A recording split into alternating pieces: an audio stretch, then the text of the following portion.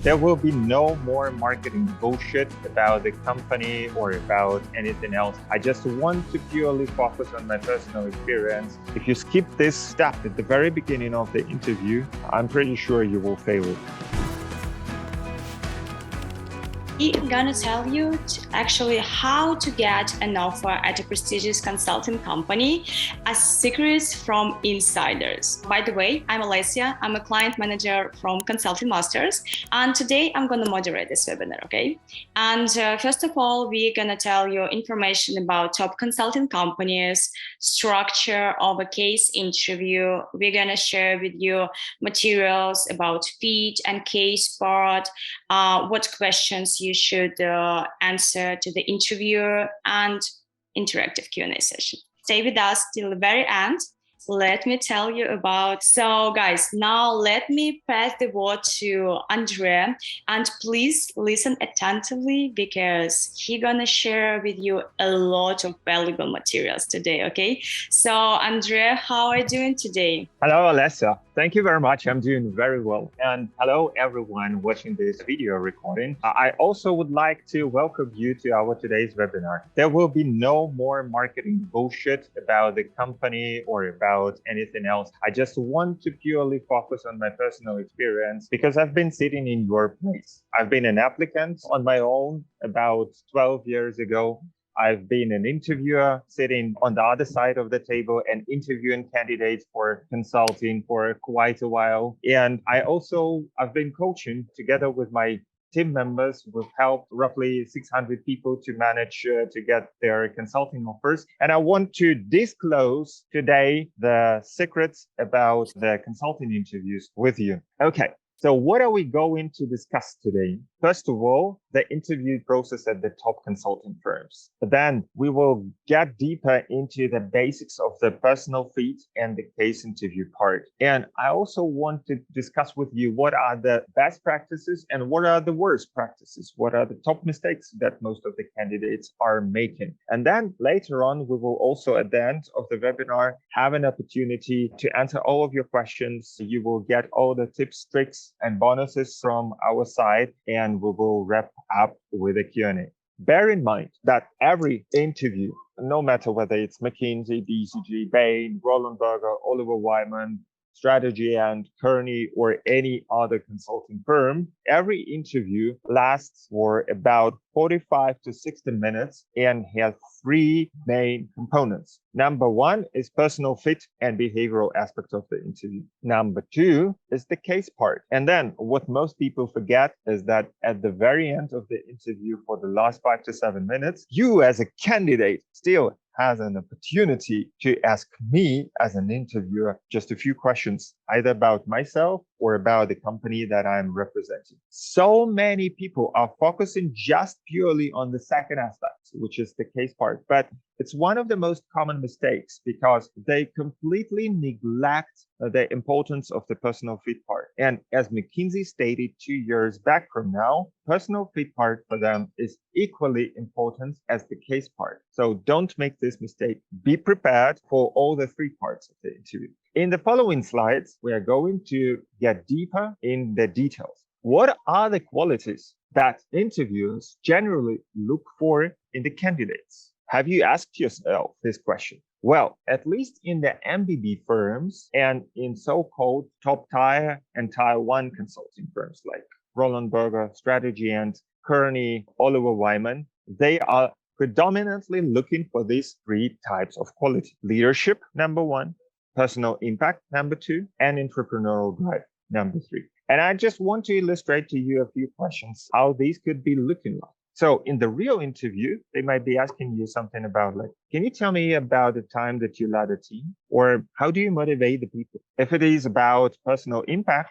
they may be asking you something like, can you tell me maybe about the instance where you had to convince someone to change their mind on something important to them? Or what do you want to be remembered for and how are you achieving that? Very interesting question. Then entrepreneurial drive. Have you ever had a goal that you were not able to achieve? What did you do? Or what was your biggest failure and how did you cope with that? With that question, it's really important to tell not only about the failure, but way more, what have you learned specifically out of this failure? And what are you doing now differently? Where I want to tell you about the structure of the feed part. It could be generally split into 5 key topics, I would say. Number 1 is the introduction. So imagine in your very first 3 minutes of the interview after we met over a Zoom or after we met physically, when the interviews in person will be possible again, the interviewer will be having with you a typical smart talk over the coffee. And then he or she will be asking you like, Jones, can you maybe briefly introduce yourself and tell me what leads you to our conversation today? So that's the introduction part. Then it will be followed by the CV questions. For instance, the interviewer will be viewing at your CV and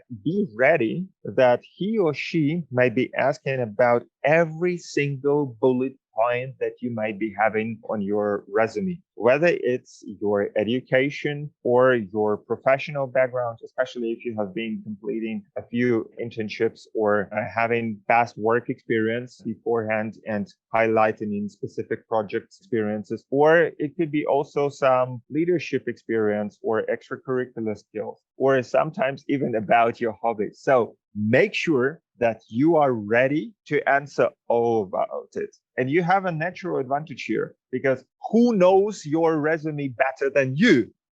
Who? No, you are actually in the driving seat. So you know it really very well. Then naturally, the interviewer will switch towards the motivational questions. Motivational questions could be, for example, like, why do you generally want to work for a consulting? Or why do you want to work for a company XYZ? Why do you want to go for McKinsey, for BCG, for Bain, etc.? And then in this way, I generally tend to recommend you to use a very, very simple structure. And this is very important. This is my tip number 1 for you today. So whenever you are confronting with a motivational question, answer it in the following way. Say something like, for example, why consulting? I want to continue my career in consulting for the following 3 or maybe 4 reasons. Then you list these reasons, like reason number 1, reason number 2. In the next step, you are explaining each of these reasons in more details. Like you are saying, okay, reason number 1, then you go deeper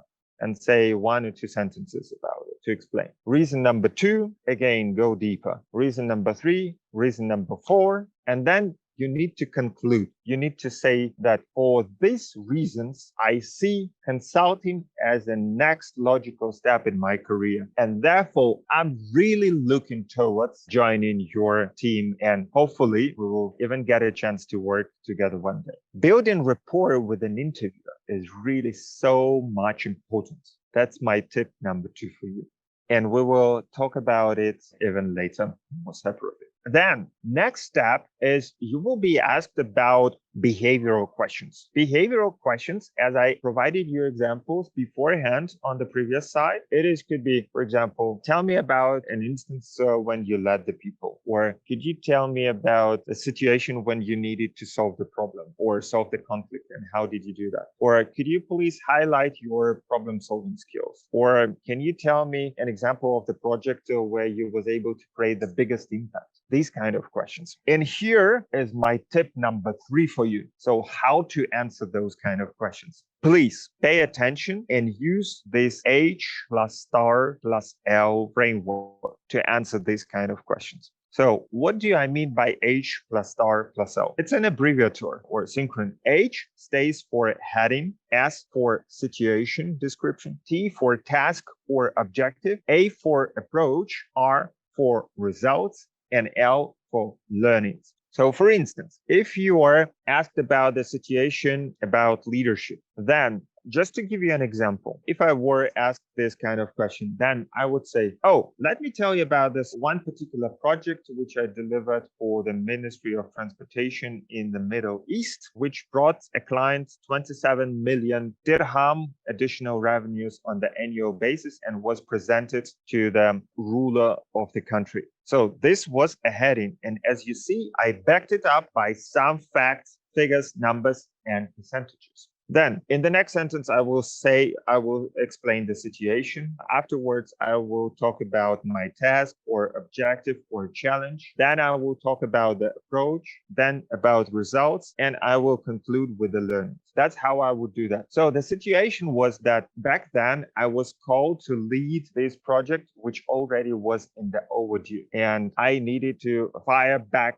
the situation, first of all. My challenge was that I saw that there were 35 different stakeholders in that particular project, and they all had different agendas, sometimes very political agendas. So my approach was I very clearly understood very fast that I need to align first things, all the stakeholders around this common goal. And what we did, we organized a 2 days workshop where we closed everyone in one environment and where we worked together on developing the vision for the entire project. As an outcome of this workshop, we were perfectly aligned and we started to move all in the single direction. And as a result, 6 months afterwards, due to our hard work and common spirit, we were able to present successfully on time, in budget, and in quality this project to the ruler of the country. And so many people got promotions, and the project was nominated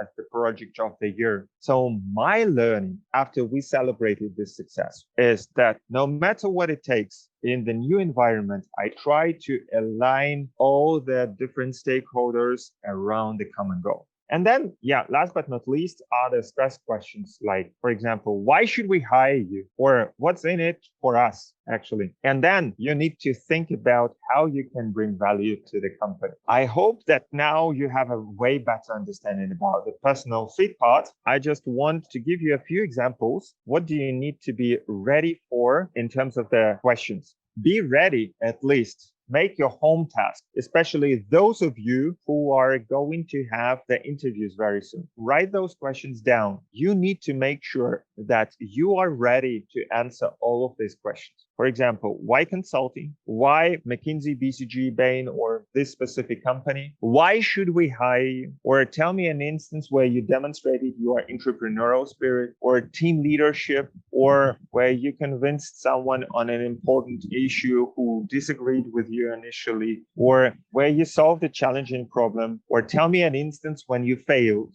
Tell me an instance when you were in conflict and managed it. After the fit part, which is about 10 to 20 minutes, I think it's time for us to talk about the top mistakes that might be made here. Well, unfortunately, most of the candidates are not taking the fit or the PEI questions seriously. And they obviously have a lack of knowledge and don't know what to expect. Therefore, they spend mostly the time on the case cracking, and therefore they are not very well adequately prepared to solve their fit questions. As the result, their answers are missing the structure, and they become very unconfident and overwhelmed during the interview. So I just give you an example. Very often, so many people are coming to me. Even one of my mentees is here in the room, and I faced it yesterday again. So people come to me very confident that they can do in personal fit questions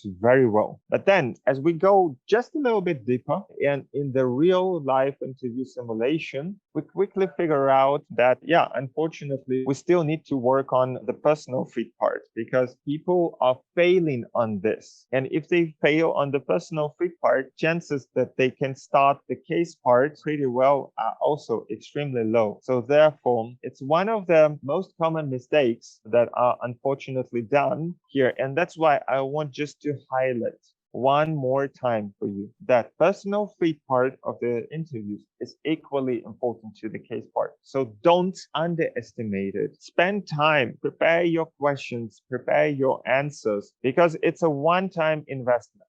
Once you got it, it's very easy for you to repeat it from interview to the interview. Did you understand the importance of the personal fit part? Now, are there any insights that you have taken with you? Please write this. Well, generally speaking, there are 5 very simple steps that you need to repeat as you solve every case, no matter what kind of the case it is. Number 1 is, first of all, so when I am the interviewer and I ask you the question, number 1, make sure that you understood the question. And in order to do so, paraphrase it in your own words, but also ask a few clarifying questions. Don't proceed to the next steps and outlining your approach without asking clarifying questions beforehand. It's one of the most common mistakes. So really make sure that you understood the case prompt and that you have asked proper clarifying questions. Only then take time and outline your structure and then present it to the interviewer and explain everything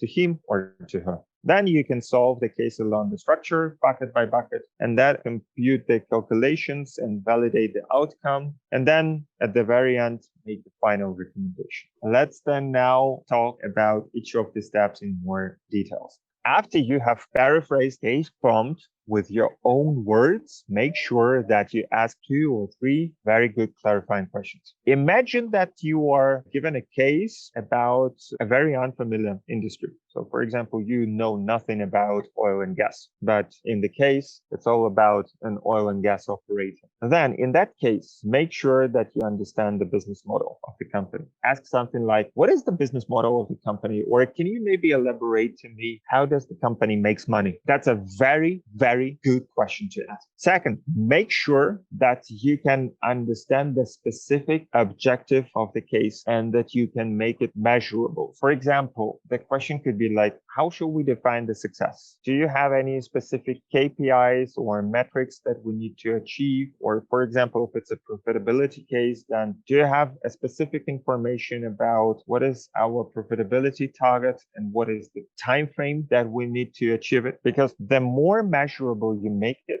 the better it is for you. You need to make sure that, first of all, you understand the point A, initial situation where you are, and then the point B, the future situation of the company, the to be situation where you need to bring the company. If you are certain about the A and about B, only then you can build the bridge between the both. But if you don't know your specific situation A, or if you don't know where you need to go specifically, if you haven't clarified this straight at the very beginning of the case, then you're lost. There is absolutely like almost no chance for you to build a proper structure. And then you can forget about this interview. You will get rejected. I can give you 99% guarantee. So make sure, therefore, that you have clarified the case objectives straight at the very beginning. Do you understand now the importance of it? Okay. And then you can also clarify anything specific on the product or service or market that the company is engaged with.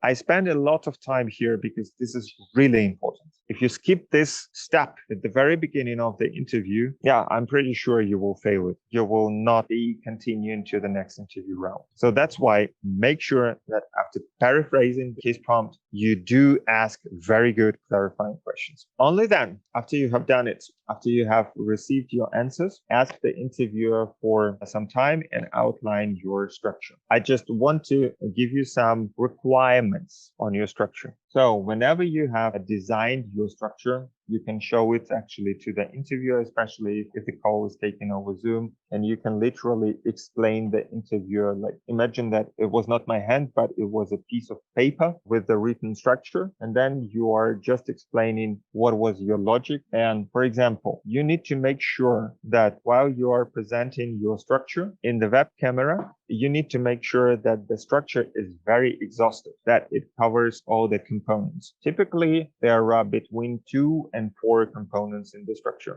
I would say 3 plus minus 1 in that case. So for instance, if it's about profitability and you are presenting revenues and costs, then you are outlining that revenues are consistent about revenue per unit and number of units sold, or costs are consistent about from variable and fixed costs. And then after you have presented the structure, make sure that you have a buy-in from the interviewer, that the interviewer is with you. So tell him or her, like after presenting, does this structure make sense to you? Then the interviewer nods or says yes or something like this.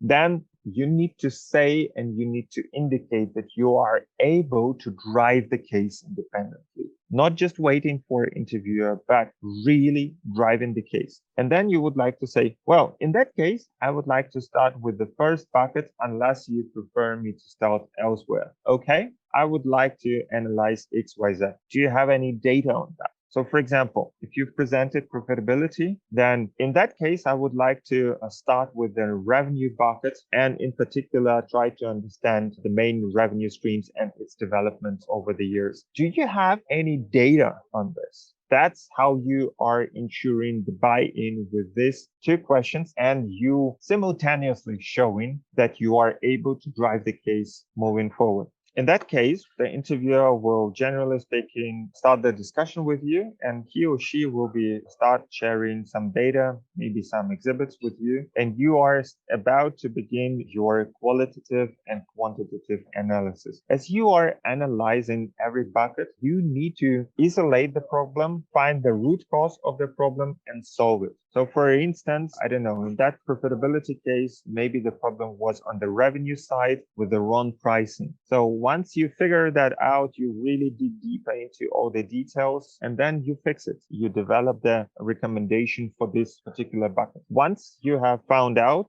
what's the case and what was the problem in that bucket, you need to do an intermediate summary for that particular bucket, and then you move on to the next bucket, which in that example could be, for example, cost bucket. And then you repeat the same step. You go deeper into the cost bucket. You look for the root causes of the problem, and then you work on them as well. And again, you repeat, you summarize your findings and takeaways until the very end, until you're ready for the final recommendation. Let's then carry on to the next page where I want to explain you how to sum up the case and how to present the solution to the interviewer. After, for example, you have completed your qualitative and quantitative analysis, and you are now ready to do the final recommendation. Before proceeding this, where the interviewer might be asking you like, thank you very much for your analysis, but our CEO or our client is coming in 5 minutes. Can you maybe sum up the case or do the final recommendation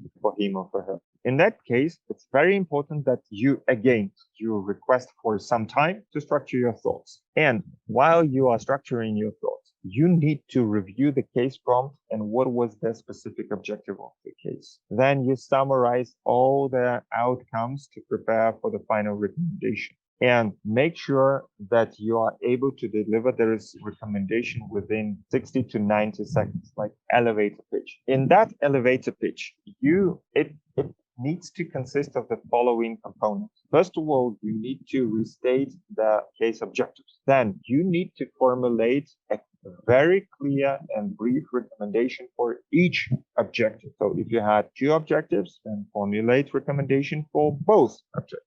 If you have 3 objectives, then for each one of them. And make sure that you can support each of these recommendations with a few facts that became clear to you during the analysis. Then, in that case, afterward, make sure that you might be mentioning some potential risks if you implement those recommendations. Afterwards, you definitely need to say that, outline the next steps. And at the very end, for example, ask the interviewer a question. Do you have any questions? And then simply keep on silent and wait for what's happening next. So just to give you an example, if it's a profitability case, of course, I will make it up for the moment. My recommendation might be the following. Dear Mr. CEO, so our objective was to figure out how to increase the profitability of your bank by 2 billion euros in the next 18 months. We clearly recommend you to implement 1, 2, and 3 because we figure out the facts A, B, C, and D, supporting the 1, A and B supporting the 2, C and D supporting the 3. However, bear in mind that there are some potential risks associated with this recommendation, namely number 1 and number 2. And therefore, we recommend you the following next steps. Jointly, we will be analyzing A, B, and C. Do you have any questions? And then you keep silent. Basically, I just wanted with this example to give you a feeling how a consultant could give a solid recommendation. I hope that you now understood the logic. I also just now looking into the chat and I'm seeing the question from Esther Jane. What do you do when the interviewer stops you while you are explaining the framework and says we are discussing? So let's discuss one point at a time. Isn't it confusing when you don't know whether you are leading the interviewer is? Would love to hear your thoughts on how to handle such a situation. Well, Esther, bear in mind, it actually all depends on what kind of company you're talking with. This situation might be happening very often if you're talking with McKinsey because McKinsey type of the interviews are different than from other consulting firms. All consulting firms, or the majority of them except McKinsey, are doing candidate-led case interviews, which means that you are in the driving seat. However, the situation that you are describing is when the interviewer interrupts you, looks very similar to what happens frequently in a McKinsey interviewer-led style. This is actually when the interviewer, not the candidate, is leading the interview. So yeah, then you simply need to become comfortable in handling this and basically in structuring all the components and going into the deep for each one of them. So if the interviewer interrupts you, it's pretty fine. Simply clear, follow their advices and try to stay very friendly, but always sounding very convincing. Think through your answer. For example, if the interviewer, you've presented a structure that has 3 buckets and the interviewer wants to go directly into the first bucket. Okay, no problem. Then go with him or her in this very first bucket and keep on structuring layer by layer. There should be a flow that you need to be having. Is this good for you? Does this answer your question? Yes, kind of, yes. It's just that I already experienced this situation and it was not McKinsey, it was some other firm. But I just find it a bit weird because I was not able to complete even my whole framework and he just interrupted me in between. Then I was just stumbled upon not knowing. So I was trying to keep my calm and just going with the flow, but still it was a bit confusing. I was like, doesn't he like me already? Or, it was just a bit nervousing. Esther, why should I like you? Yeah. Okay, I'm just making fun, but I know. Consultants are highly paid advisors. If you Right. join one of their consulting firms, their company will charge 2,000 to 3,000 euros or US dollars daily rates to their clients for your work. Do you expect that clients will like you? For sure not. Yeah, and that's one of the reasons. So basically, the interviewer's objective was to stress you out, to see how are you able to perform if you are outside of your comfort zone. Because the interviewer is just playing the situation which he or she probably experienced on the client side themselves, and just to see whether you are able to handle it. So relax, cool down, chill out, make a joke out of it whatsoever, and keep on doing it. It's not a personal thing. Take it simply professionally. At the end of the day, it's all a role game. Right. Perfect. Basically, I just want to talk to you about 5 most common mistakes that I have seen that so many candidates are during their interviews and which made them all fail. First of all, as I already told you, unfortunately, people are not taking personal fit part of the interview seriously enough. Therefore, they bomb it very often and they cannot start the case from the right foot. That's top one mistake, which I saw so much actually. And then you are just in this negative psychological cycle. If you feel that you already failed the first 10, 20 minutes of the interview, then the rest you can simply forget about it. The second most common mistake is that people are not following the process of 5 steps that I've just described to you. They're not solving cases structurally from the process side. And the major issue here is that they are not asking clarifying questions straight at the very beginning. And that's a huge issue because then they are lost. They don't know what to do, where to go with their interview, how to lead this, and then they fail. Therefore, if they don't have this necessary information, their structure is suboptimal. They're not able to develop a very comprehensive framework, which will include all the components. And last but not least, it's my favorite. It's really my favorite. People are coming to the interview, but they are not leading the case. They're not leading the conversation. They simply let it go. They try to go and simply pass it by. Yeah.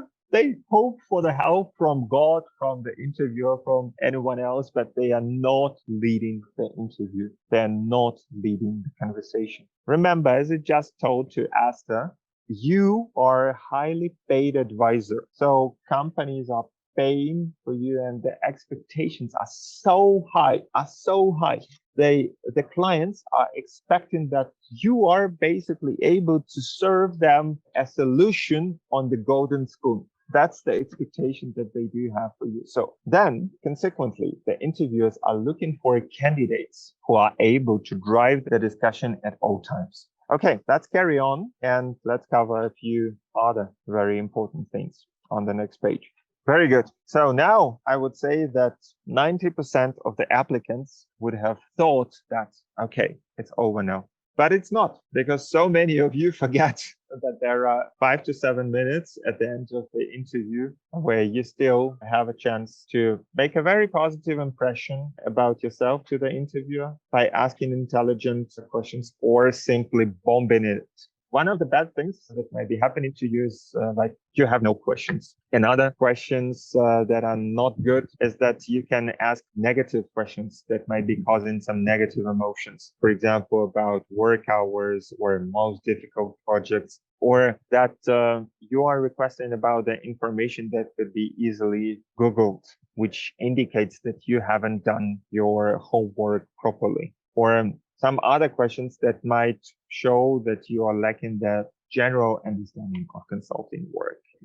If you try to look at it from the standpoint of the interview. So the interviewer had a pleasant conversation with you and he generally liked your personal fit questions. So he or she thinks that you might be a good fit. He or she was also convinced by your case performance. But then at the end of the day, you are bombing your part when you're asking questions to the interviewer. At the end of the day, he or she needs to leave the meeting and needs to fill out this feedback grid about you as a candidate. And what happens then is that they're not very much convinced about you and your performance. And that will be reflected in those feedback grids. For instance, I would generally recommend you to try to ask the questions to the interviewer that makes him or her feel really good about themselves, that cause very positive emotions and highlights advantages of the consulting work. Just to give you an example, if I were to talk with Asta,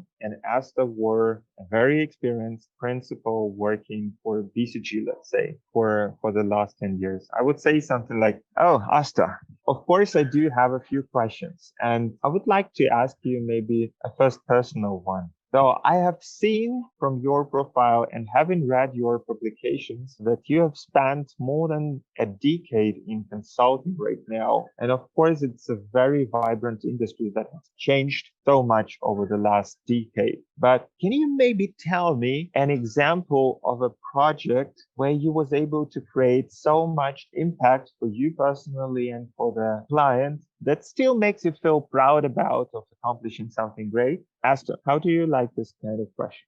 Thank you for the question. The question is wonderful. I did ask similar kind of question during the end of my interview as well. And I received a good feedback because they usually ended up telling me how it was related at their personal level. So I really like the question. Yeah, and it's not only about what I asked you. What is even more important is how I did this. I mean, I could have told you like, yeah, sure, Asta, I do have a question. Can you maybe tell me about the most important project in your career? I asked you again the same kind of question, but with Right. completely different emotions. Different emotions, right? That's true. That's true. Yeah. And Yeah. the difference is very obvious. So would you hire the first candidate or would you hire the second candidate? Yes, the first one, definitely. So these are the key secrets that I want to share with you. And I hope that it makes quite a lot of sense and is pretty self-explained. So let's carry on. We still have just a few things that I wanted to explain. Now let's talk about the most important things. It's all about the behavioral, the right attitude and the mindset. If I only had 1 minute in this webinar, and if I were only to convey you just one single message, one single takeaway, then it will be about the behavioral aspect and the mindset. Whatever you do, whether it's a consulting interview, whether it's something else in your life, you really, really need to relax and completely enjoy it. In my personal opinion and from my experience, I've applied many times for jobs. I've got rejected so many times. But I also got accepted to the top consulting firms. And just to give you an example, from a consulting interview that I had with Roland Berger back in 2015, I was so much enjoying the whole process. It didn't stress me out completely. I handled every interviewer as my friend or as my future colleague. I was so amazed about having a very, very pleasant conversation with a senior partner who was heading the financial services practice at RB. And I literally enjoyed it so much. We had a very, very pleasant conversation, which out of 15 or 30 minutes turned into almost 1.5 or 2 hours on Friday night, where I thought that we are just about to head off with him to the nearest bar when he was telling me about, in German, we call it Schnittstellen. I didn't understand the meaning of this word at the very beginning, but yeah, it's actually the interfaces. And he was doing this gesture all the time, explaining to me. And my wife was going around and waiting for me outside from the office. And she was like waiting and asking me afterwards, like, what does this guy tell you when he was showing you like this? So it was such a funny moment and I totally enjoy it. So make sure that whenever you are having your interview, you have done all your homework, you have done the personal fit parts, the case part, etc., that you are ready with your questions to the interviewer. But then be relaxed, be focused, and totally enjoy it because it's the most important thing. And look, the interview day, as an interviewer, I was interviewing like 9 to 12 candidates. And I and my colleagues, we were always looking for someone with whom we really wanted to work together. And these were the people who take it seriously, but who were completely relaxed, who were smiling, who were enjoying the process. It's so obvious and it's so true. So that's the most important piece of advice that I was just about to give you. I will skip all the very rest and I want to ask you one small thing. What do you think about it? Does that make sense to you? Do you have any questions? And now let's move on to the Q&A session. And I also want to pass the information, the word back to Olesa, who could share some more bonuses and hints with you. So stay tuned now to basically to get all the bonuses. Yeah, thank you guys for staying with us till the very end. So first of all, we would like to present to you a free consultation with our expert. So now you can find the link to his Calendly to basically book an available slot with him and get a personal consultation about your situation, what the first steps you need to do to get this job offer. Now we are ready to make a Q&A session. So guys, remember that for the best question, we're going to give you a CV review. So I can see now the raised hand from Astan Jain. So as everybody knows now, I'm Asta Jain and I'm from Germany as of now. And I've done my PhD, so I don't have any business background or consultancy background. I want to be a strategy consultant, so to say. And actually, my question was with the previous conversation we had, and I was wondering, since you mentioned that they check on the nervousness level, and I also know as entry level, the consultants are not really facing the clients. So basically, when you are checking a consultant for the stress level, how they would be reacting to the client, but that's usually a process that you are being trained how to face a client. So would you think that is a right way to test an interviewer when they don't have any experience with the client? So what's your viewpoint on that? Esther, in my second project, I was advising one of the ministers of a big country when I was 21. In my internship at RB, I was advising one of the ministers, a guy who was at least 2 times older than myself, about how to do Winter Olympic Games in the country. Okay. In some of the projects, you are not facing clients, but in some others, you do face clients, even as interns. So therefore, this is a habit, this is a skill that you need to show already in the interview. Okay. I always thought that usually the confidence comes when you have done a good research. So if I compare myself being a first year PhD student compared to a third year PhD student, my confidence level has a significant difference just because I'm experienced then. So don't you think that would also add on when you are as an experienced consultant, and that would reflect when you're talking to a client? Yeah, for sure. That's why, you will be having an advantage compared to the younger people because you are already completing your PhD. So you are not fresh graduates from the university. All right. Okay. Got it. Thank you. Kian Patel. The question I have is, given your extensive career in consulting, is there one person that stood out to you? What skills or personalities did he portray? Really, really very good question, Kian. I would even say that you won the prize for the best question. I don't think that hardly anyone could beat it. That's a really very, very nice question. I would say that, of course, I observed different personalities, but for me personally, I was lucky enough to have 3 or 4 different mentors during my consulting years. And one of the mentors, actually the very last mentor, was a pure example of what a partner in consulting could or should look like. And it was about the personal leadership. It was a combination of hardworking, very intelligent person with a big heart, who was very cheerful, who was extremely supportive, who, despite their own stress, which he had on his own assignments, tried always to find some time for his mentees to support them, to help them grow, who really mentored and coached, because this is not given always in consulting. So this was a very exceptional one. His name is Alexander Brenner.